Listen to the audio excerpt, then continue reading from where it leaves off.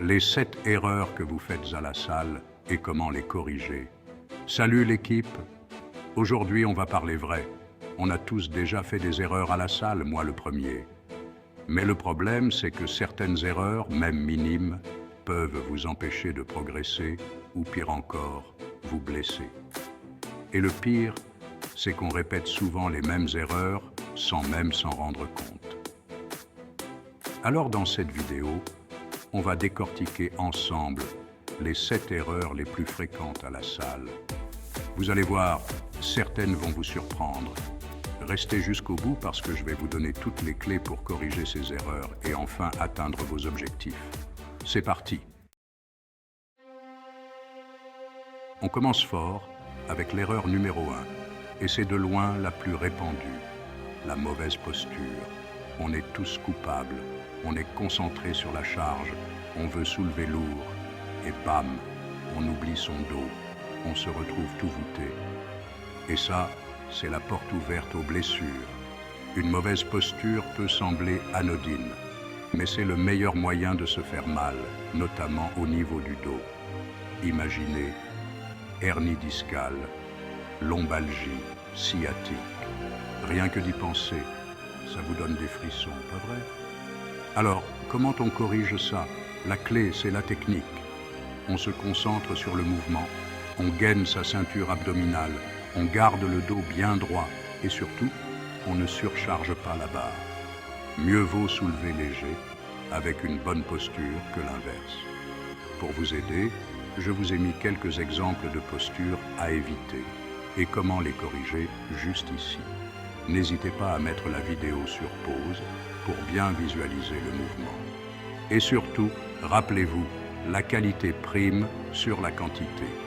Un exercice bien exécuté avec une charge adaptée sera toujours plus efficace et surtout moins risqué qu'un exercice bâclé avec une charge trop lourde. Mon petit conseil pour éviter de retomber dans la mauvaise posture, filmez-vous, observez vos mouvements, identifiez vos points faibles et corrigez-les. C'est comme ça qu'on progresse, pas vrai? On passe à l'erreur numéro 2 et elle est souvent liée à la première, la surcharge de poids. Là encore, on est tous passés par là.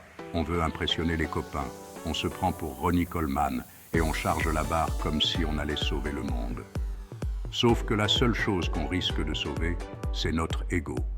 Parce que charger trop lourd, c'est le meilleur moyen de se blesser, et croyez-moi, je m'y connais en blessure.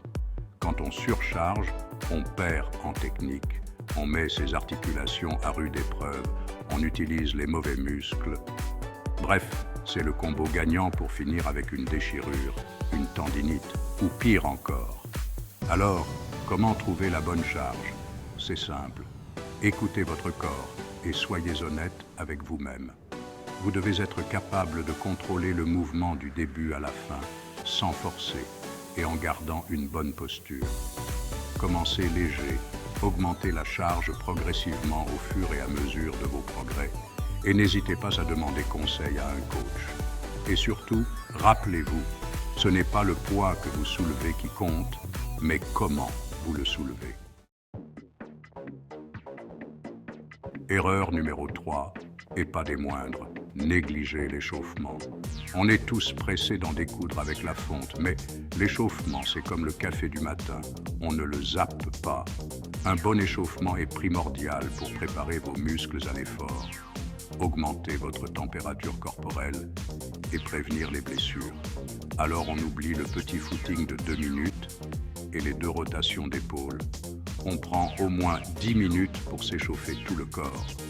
Cardio léger, rotations articulaires, étirements dynamiques.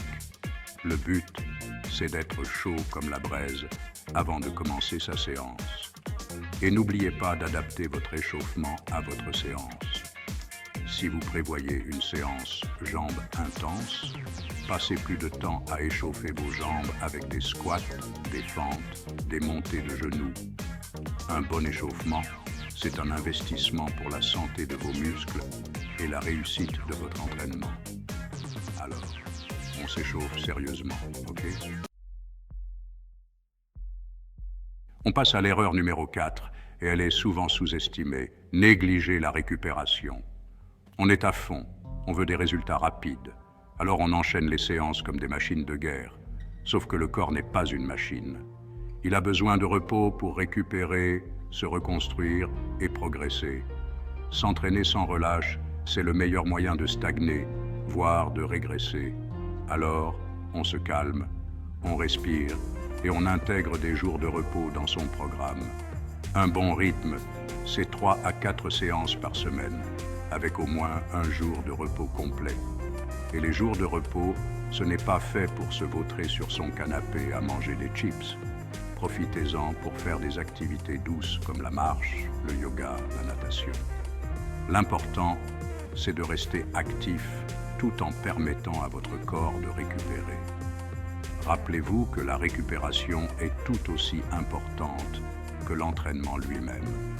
C'est pendant le repos que vos muscles se développent et que vous progressez. Alors, on se repose, on mange bien, on dort bien et on revient plus fort. On passe maintenant à l'erreur numéro 5 et elle est cruciale. Mal s'alimenter. On s'entraîne dur, on transpire, on se donne à fond, mais on oublie l'essentiel, ce qu'on met dans notre assiette. L'alimentation, c'est le carburant de votre corps. C'est ce qui va vous donner l'énergie de vous entraîner, de récupérer et de progresser. Vous ne mettriez pas du diesel dans une voiture à essence. Si, alors on arrête la malbouffe, les plats préparés, les sodas, et on privilégie une alimentation saine, équilibrée et riche en nutriments. Des protéines pour la construction musculaire, des glucides pour l'énergie, des bonnes graisses pour le bon fonctionnement de l'organisme. On mange des fruits, des légumes, des céréales complètes, des protéines maigres. Bref, on nourrit son corps avec des aliments de qualité. Et on n'oublie pas l'hydratation. On boit de l'eau tout au long de la journée et encore plus pendant et après vos entraînements. L'eau, c'est la vie et c'est encore plus vrai quand on fait du sport. Bien s'alimenter, c'est la clé pour optimiser vos performances, favoriser la récupération et atteindre vos objectifs. Alors, on mange bien, on s'hydrate bien et c'est parti. Erreur numéro 6, et elle est sournoise. S'entraîner de manière déséquilibrée. On a tous nos exercices préférés, ceux qui nous font nous sentir comme des bêtes de compétition. Mais attention à ne pas tomber dans le piège de la routine et du déséquilibre. Un bon programme d'entraînement, c'est un programme qui sollicite tous les groupes musculaires de manière équilibrée. On ne travaille pas que les pecs et les biceps en oubliant les jambes et le dos. Un corps harmonieux, c'est un corps où tous les muscles travaillent en synergie. Alors, on varie les exercices, on intègre des exercices polyarticulaires qui sollicitent plusieurs groupes musculaires en même temps et on n'oublie aucun muscle. Et on n'oublie pas l'importance des muscles antagonistes. Si vous travaillez vos biceps, pensez à travailler vos triceps. Si vous travaillez vos pectoraux, pensez à travailler votre dos. Un entraînement équilibré, c'est la garantie d'un développement musculaire harmonieux, d'une meilleure posture et d'une prévention des blessures. Alors, on s'entraîne intelligemment, on varie les exercices et on vise l'équilibre. On arrive à la dernière erreur et elle est souvent la conséquence des précédentes. Ne pas écouter les signaux de son corps. On est à fond, on a envie de repousser nos limites, mais attention à ne pas les dépasser. Votre corps est votre meilleur allié, il vous envoie des signaux quand ça ne va pas.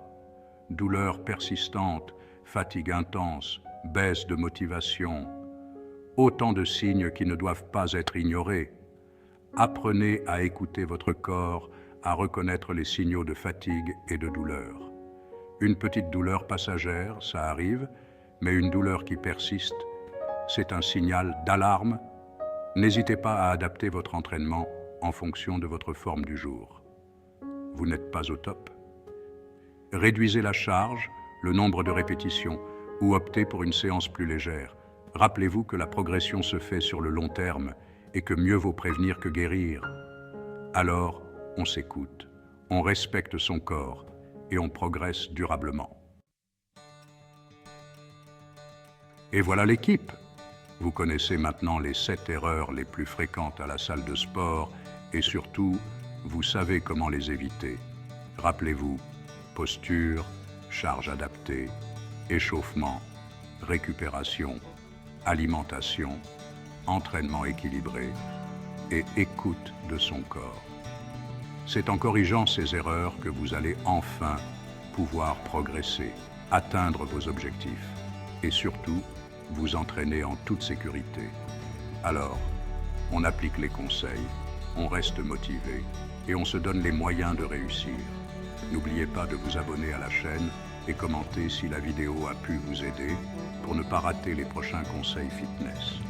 Et surtout, enregistrez cette vidéo pour toujours l'avoir sous la main parce qu'on n'a pas envie de refaire ces erreurs encore et encore, pas vrai? Allez l'équipe, on se motive, on est ensemble.